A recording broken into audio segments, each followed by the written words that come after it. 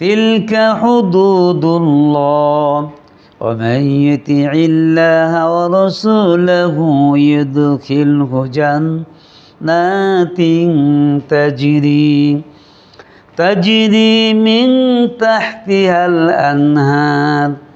الأنهار خالدين فيها وذلك الفوز العظيم تلك حدود الله এগুলো হলো আল্লাহ পাকের নির্ধারিত সীমা। যে ব্যক্তি আল্লাহ তাআলা স্নানগত করবে, আল্লাহ পাক তাকে জান্নাতে প্রবেশ করাবেন, যার নিজ দিয়ে জান্নাত চারিত থাকবে দুধের নহর, শরাবের নহর, স্বচ্ছ পানির নহর, মধুর নহর প্রবাহমান থাকবে। খালিদিনা ফিহা, তারা সেখানে চিরকাল থাকবে। আর এখানে আল্লাহ পাক এমন শান্তির ব্যবস্থা করে দিবেন, আল্লাহ রব্বুল আলামিন তাদেরকে জান্নাত দিয়ে তাদেরকে সফলতা দান করে দিবেন। সুবহানাল্লাহ, সুবহানাল্লাহ।